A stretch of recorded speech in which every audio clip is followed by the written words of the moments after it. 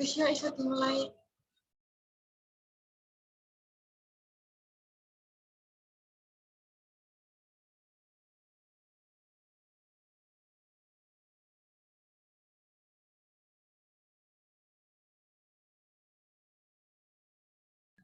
Ayo dimulai, guys. Ya, oke. Mulai ya.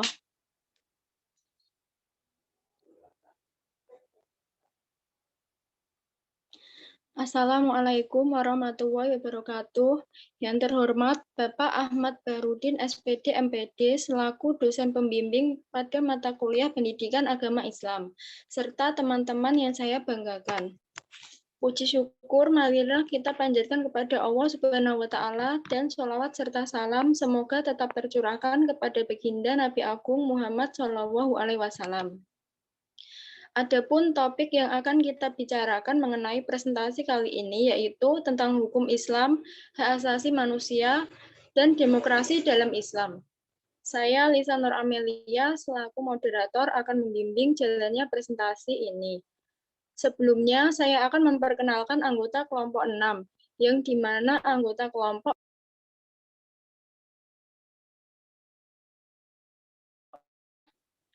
Ica Sylvia, dan saya sendiri Lisa Nur Amelia. Rangkaian acara yang akan kita lewati pada diskusi ini antara lain 1. Pembukaan, 2. Penyajian materi, 3. Penutup. Acara yang pertama yaitu pembukaan. Marilah kita bersama-sama mengucapkan basmalah. Kita memasuki acara selanjutnya, yaitu penyajian materi. Materi pertama akan saya sampaikan sendiri.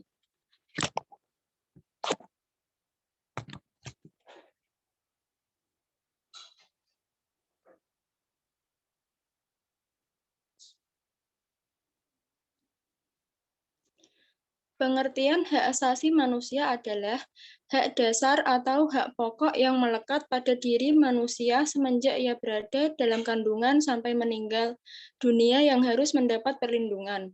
Oleh karena itu, dalam Islam, hak-hak asasi manusia tidak hanya menekankan kepada hak-hak manusia saja, tetapi hak-hak itu dilandasi oleh kewajiban asasi untuk mengabdi hanya kepada Allah sebagai penciptanya. Selanjutnya akan disampaikan oleh Mbak Ica.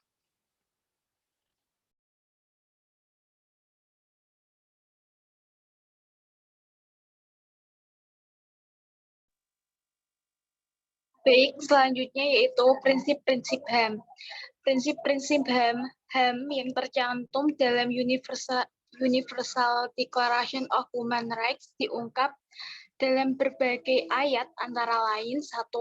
Martabat manusia. Dalam Al-Quran disebut bahwa manusia mempunyai kedudukan atau martabat yang tinggi. Kemuliaan martabat yang dimiliki manusia itu sama sekali tidak ada pada makhluk lain. Martabat yang tinggi dianugerahkan Allah kepada manusia. Pada hakikatnya merupakan fitrah yang tidak dapat dipisahkan dari diri manusia. Yang kedua yaitu persamaan. Pada dasarnya semua manusia sama, karena semuanya adalah hamba Allah. Hanya satu ukuran yang dapat membuat seseorang lebih tinggi derajatnya dari yang lain, yakni ketakwaannya.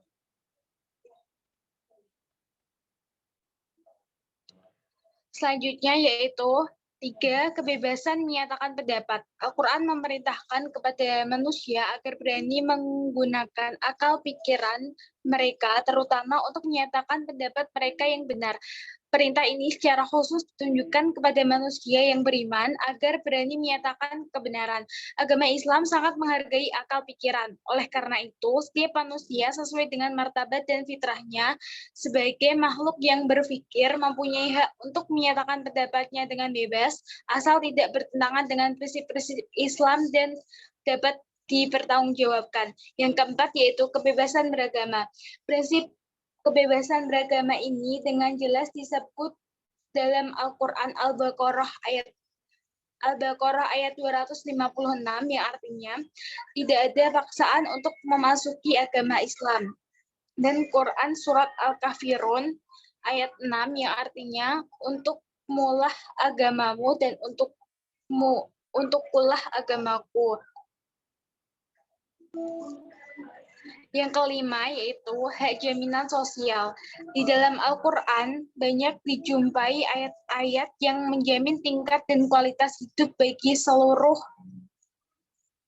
masyarakat. Ajaran tersebut antara lain adalah kehidupan fakir miskin harus diperhatikan oleh masyarakat, terutama oleh masyarakat yang punya. Kekayaan tidak boleh dinikmati dan hanya berputar di antara orang-orang yang kaya saja, seperti dinyatakan Allah dalam Al-Quran surat Az-Zariyat ayat 19 yang artinya, dan pada harta-harta mereka ada hak untuk orang miskin yang meminta dan orang miskin yang tidak meminta. Yang keenam yaitu hak atas harta benda.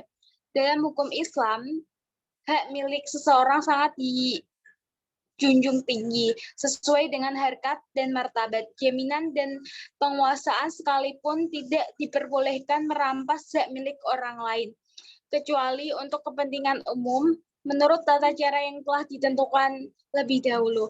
Allah telah memberikan sanksi yang berat terhadap mereka yang telah merampas hak orang lain, sebagaimana dinyatakan dalam surat Al-Maidah ayat 38 yang artinya laki-laki yang mencuri dan perempuan yang mencuri, potonglah tangan keduanya sebagai pembalasan bagi apa yang mereka kerjakan dan sebagai siksaan dari Allah.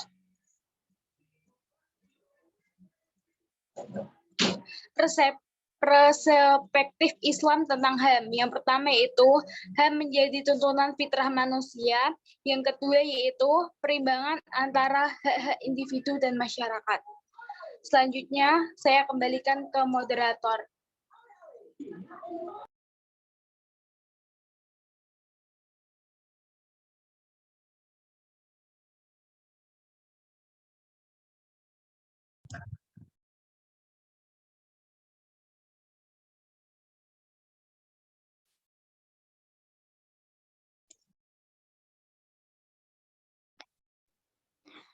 Baik, materi selanjutnya akan disampaikan oleh Mbak Erlita.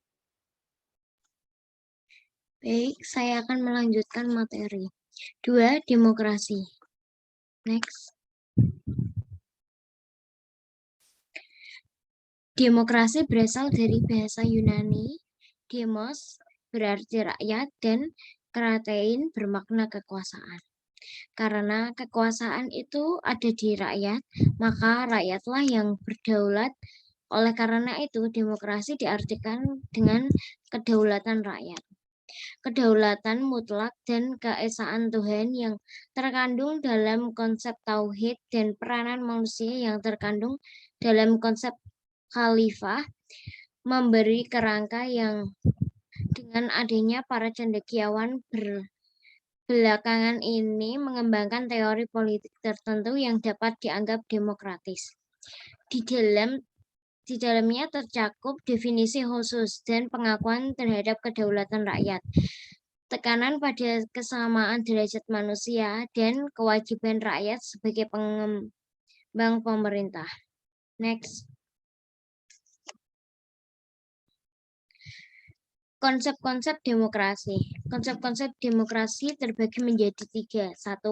Musyawarah atau syura. 2. Persetujuan atau ijma. Yang ketiga, ijtihad. Berikut prinsip-prinsip demokrasi dalam Islam. 1. Musyawarah. Suatu prinsip tentang cara pengembalian keputusan yang secara eksplisit ditegaskan dalam Al-Quran. Yang kedua, al-adalah atau adil. Al-adalah adalah keadilan. Artinya, dapat menegakkan hukum termasuk rekrutmen dalam berbagai jabatan. Pemerintah harus dilakukan secara adil dan bijaksana. Arti pentingnya penegakan keadilan dalam sebuah pemerintah ini ditegaskan oleh Allah Subhanahu wa taala dalam beberapa ayatnya. Antara lain dalam surat Al-Nahl 90,